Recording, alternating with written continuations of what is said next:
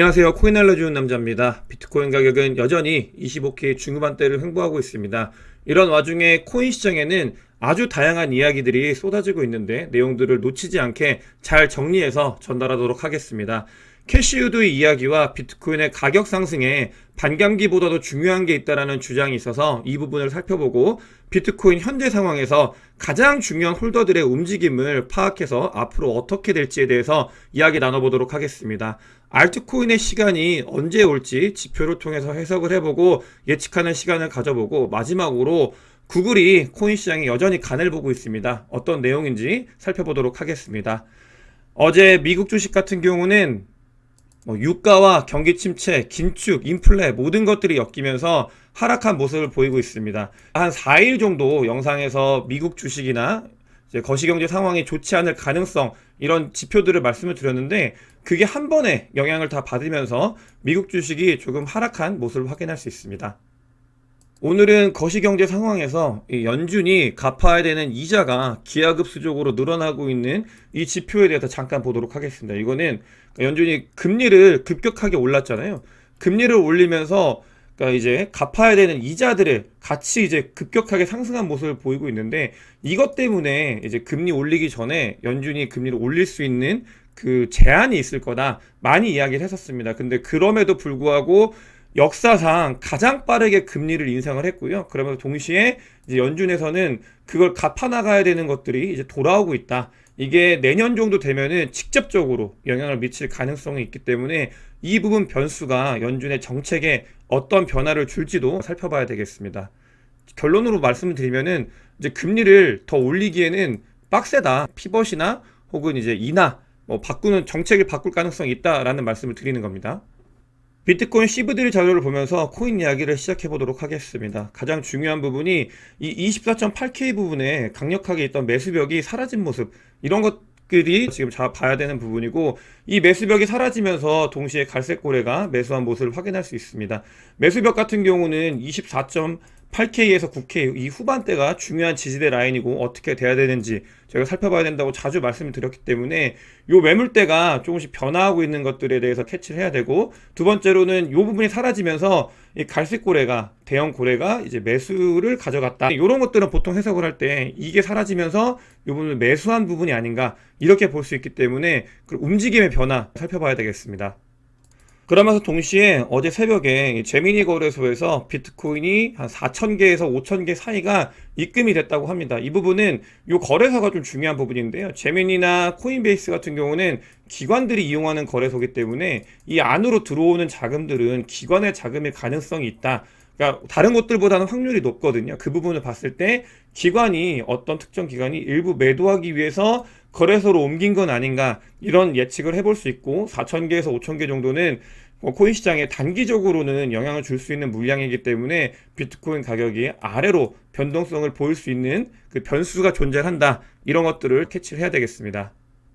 단기적인 비트코인의 매물대나 그다음 움직임에 대해서 살펴봤는데 캐시우드 같은 경우는 이런 것들에 전혀 상관이 없이 자기의 길을 가고 있는 분이죠.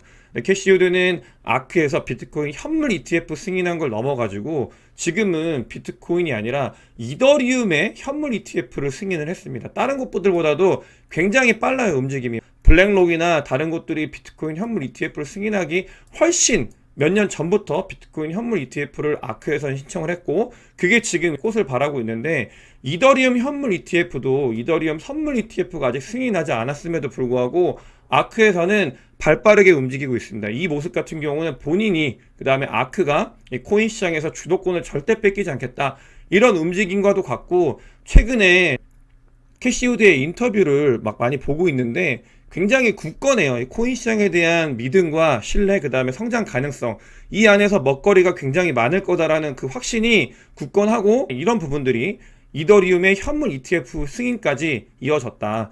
이더리움의 현물 ETF 같은 경우는 비트코인은 전체 크립토 시장을 끌어올릴 수 있는 가능성을 늘리지만 이더리움 현물 ETF 같은 경우는 알트코인 시장에 큰 영향을 미치기 때문에 이 부분 당연히 지금 바로는 승인이 안 될 겁니다. 하지만 앞으로 이 이야기가 또 하나의 내러티브가 쌓이면서 알트코인을 자극할 가능성이 있다.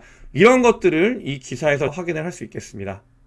최근에 그러니까 비트코인 채굴 관련돼서 해시레이트가 떨어지면서 난이도가 3% 넘게 조정이 됐어요. 그러면 좀 빠졌다는 거죠. 그러니까 채굴업자들이 이제 조금 해시레이트를 낮췄다라는 거는, 그러니까 본인들이 누군가는 거기서 채굴을 끝내고 더 하지 않고 이런 것들을 보여주고 있는데, 과연 그러면서 이런 이야기가 돌아요. 이제 채굴업자들이, 그러니까 항복이라는 표현을 쓰기에는 지금은 좀 너무 많이 해시레이트가 높긴 한데, 그러니까 많이 사라지면 어떻게 되냐 이런 질문도 하고, 또 그러면서 퍼드가 돌고 있는데, 이거는 여러분들께서 보시면은 2021년도, 2020년도에 전체 해시레이트의 한 20%를 차지했던 이 프렐이라는 곳이 아예 채굴을 안 하면서 0으로 됐어요. 0이 됐는데, 그럼에도 불구하고 잘 아시겠지만 비트코인 해시레이트는 끊임없이 상승을 했잖아요. 이 말은 뭐냐면, 누군가가 사라지면 다른 누군가가 비트코인을 채굴하는 걸 대체한다.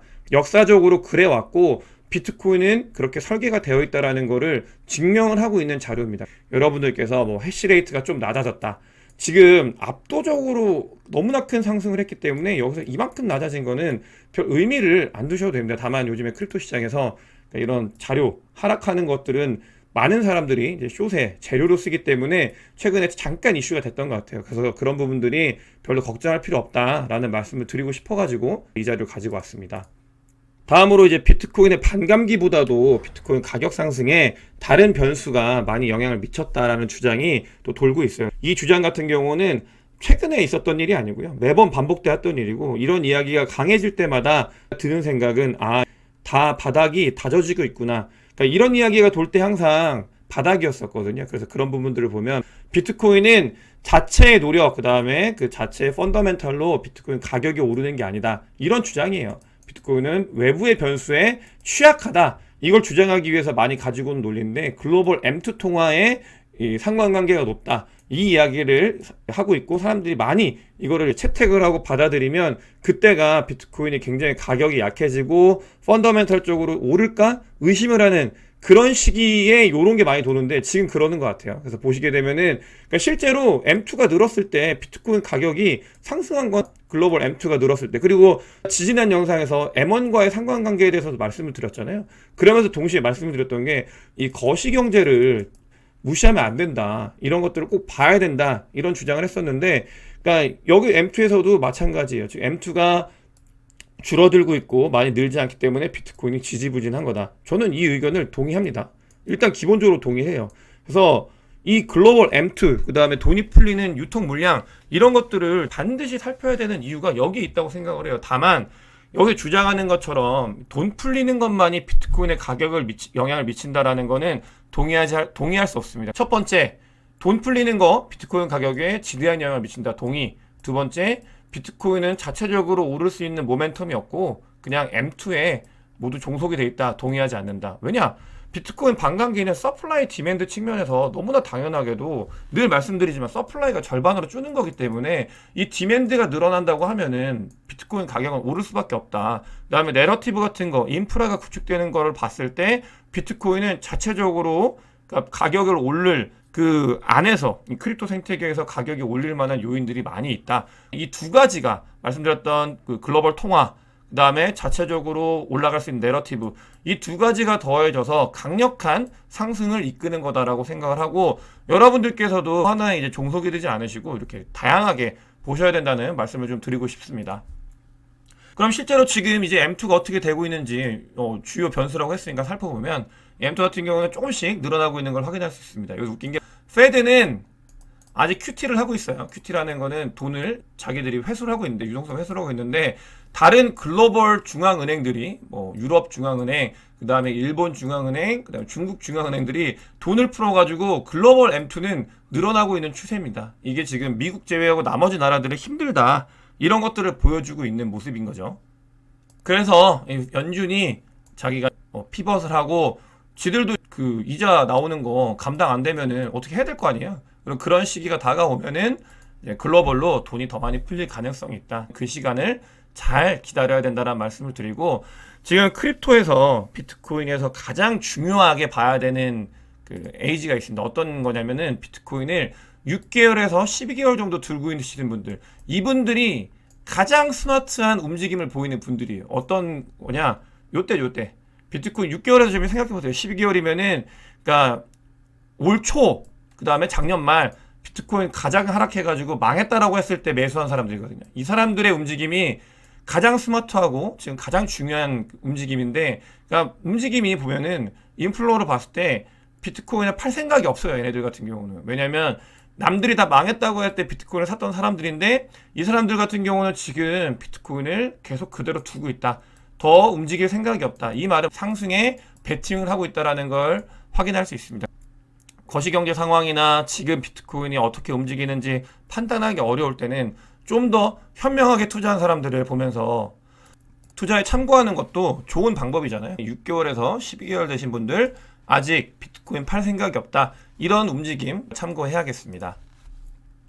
다음으로 많이 보고 있는 MVRV 지표인데요. 크립토 퀀트 자료를 가지고 온 건데, MVRV 상으로는 비트코인이 아직 상승할 여력이 많이 남아 있어요. 이 부분 같은 경우는 횡보를 하다가, 하락 횡보를 하다가 비트코인 반감기 전에 상승할 수 있는 룸이 아직도 남아있다라는 게 이 온체인 데이터 상으로도 확인이 되고 있고, 상승 여력에 대해서 기대하시는 분들 같은 경우는 이 부분을 채워줬으면 하는 바람이 있다 라고 해가지고, 저도 마찬가지로 이 MVRB에서는 조금은 아직까지는 룸이 있다라고 생각을 해서 하락 횡보를 하다가 그 뒤에 이제 상승할 수 있는 모멘텀이 있다라고 보기 때문에 이 자료를 가지고 왔습니다. 다만 단기적으로는 지금 뭐 온체인 데이터나 지표나 거시경제 상황이나 모든 부분들, 내러티브 이런 것들까지 해가지고 묶어봤을 때 상승할 여력이 크지 않기 때문에 뭐 25K에서 28K 왔다 갔다 하는 거는 그럴 수 있다 정도로 이제 생각을 하면서 대비를 하는 게 좋을 것 같다라는 말씀을 드립니다. 뭐 다른 자료들을 MVRV가 오늘 나왔기 때문에 같이 묶어가지고 크립토콘 자료를 봐도 MVRV 상으로는 지금 잘 모아가면 좋은 시기다라는 것들을 알려주는 거고요. 모든 지표들이 다 한 요쯤이다 라고 이야기를 하고 있습니다. 지금 시기, 그러니까 하락 횡보할 수 있는 이 시기에 모아가면 나중에 웃을 수 있는 그런 자리다. 이런 것들이 MVRV를 해석을 해도 그 자리라는 게 나오고 있고, 지금 보게 되면은 그럼 앞으로 어떻게 될 거냐 이렇게 봤을 때 아직은 조금 힘들 수 있는 장이다라는 게, 자, 뭐 자리가 이야기를 해주고 있어요. 반감기가 왔을 때는 전체 고점 대비 한 50% 빠졌었다. 역사가 그렇게 이야기를 했고, 내년 한 4월 정도, 그러니까 내년 1Q 좀 지나고 나면은 32,000불까지는 다시 올라갈 가능성이 있다. 이런 것들을 그 과거의 데이터를 통해서 확인을 할 수 있습니다. 오늘 영상에서 여러분들께 꼭 드리고 싶은 말은 이 맥님의 이야기와 같습니다. 진정한 밀리어네어들, 그러니까 부자들은 베어마켓에서 만들어진다. 지금 장이 어려울 때 제 영상을 보시고 코인 투자를 하시는 분들, 현명하게 잘 투자를 한다고 하면은 다른 누구보다도 더 빠르게, 더 그리고 확실하게 부자가 될 가능성이 높다라는 걸 저도 이야기를 하고 싶었는데 맥님께서 이야기를 하셨기 때문에 이 자리를 가지고 왔습니다. 불장에 들어오는 사람들은 대부분 다 나중에 유동성 공급자가 돼가지고 가장 스마트하지 못한 2이어 그 지표, 온체인 데이터 지표로 찍히는 그 군이 됩니다. 그런 사람들 같은 경우는 비자발적 장기 투자라고 말씀을 드렸죠. 가장 불장에 들어온 사람들. 근데 이런 사람들이 공부를 하면 어떻게 되냐? 다음번에는 가장 스마트한 움직임을 보일 수 있는 사람들입니다. 이 같은 경우는 스마트한 움직임을 잘 살펴야 된다라는 말씀을 드리고 싶고, 그렇게 돈을 벌어야 된다라는 이야기를 드리고 싶고, 지금 그러면 앞으로 어떤 내러티브가 있고 우리가 어디인지를 좀 살펴볼 텐데, 아직 이 반감기가 오기까지도 이제 한참 남았다. 우린 지금 여기이다. 이 횡보하는 기간이 앞으로도 6개월 정도 지속이 될 가능성이 있다라는 걸 알아야 되고, 두 번째로 그렇다면 비트코인의 상승의 내러티브가 무엇이 있는가라고 봤을 때는 리세션이 가볍게 오는 거, 그러면서 이제 연준이 피벗을 하는 거죠. 그러면서 돈을 푸는 부분, 그 다음에 비트코인 현물 ETF의 승인, 그럼 아까 말씀드렸던 이제 리세션이 끝나고 나서 이제 QE가 돌아오는 부분들, 이런 부분들이 지금 이제 거시경제 상황으로 내러티브로 비트코인의 가격을 올릴 수 있는 요소들이다. 거기에 반감기가 오게 되면 사람들의 돈이 이제 들어오게 되고, 그러면 이제 가격이 급등을 하는 그런 움직임을 보일 거다라는 걸 확인을 해야 되고요. 비트코인 말고 알트코인이 지금 어떤 자리인지 좀 살펴보도록 하겠습니다. 저는 뭐 멤버십에서도 자주 말씀을 드려요. 전 비트코인, 이더리움 너무나 좋아하지만 알트코인을 반드시 포트폴리오에 일부 정도 가지고 있어야 된다고 말씀을 드리고, 그 비율, 밸런스, 어떤 코인 이런 것들 굉장히 중요하게 강조를 많이 드리고 있는데, 그다음에 시기, DCA, 그러니까 매수하는 방법, 이런 것들도 중요하게 말씀을 드립니다. 거기서 중요한 분은 지금 알트코인을 매수하면 지금 알트코인이 좋은 알트코인이에요. 말씀드리는 건. 그러니까 억울하지 않을 좋은 알트코인을 매수하면 다음 불장이 왔을 때 그 어떤 것보다도 수익을 크게 얻을 수 있는 그런 구간이다.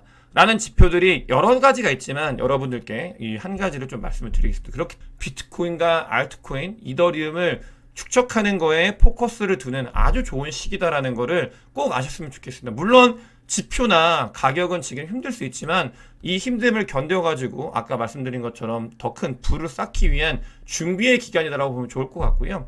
여기서 한 가지 좀 말씀을 드리고 싶은 게 다음번 불장에 여러 가지 메타들이 상승할 수 있는데 그 중에 RWA, Real World Asset이라는 이 메타가 사람들을 미치게 하고 코인 시장에 돈을 유입시킬 수 있는 중요한 메타가 될 가능성이 있다. 이것 말고도 말씀드렸던 거 있었죠. LSD 이런 것들 굉장히 중요한 메타가 될 거기 때문에 관심 있게 보셔야 됩니다. Real World Asset, STO랑 비슷해요. 이런 것들이 메타가 될 거고 바이낸스에서도 이 자료를 가지고 와봤습니다. 이 바이낸스에서도 RWA 메타를 가지고 왔고 이 리서치 자료는 이제 게시글을 잘 정리해가지고 제 뷰를 이제 안내하도록 하겠습니다.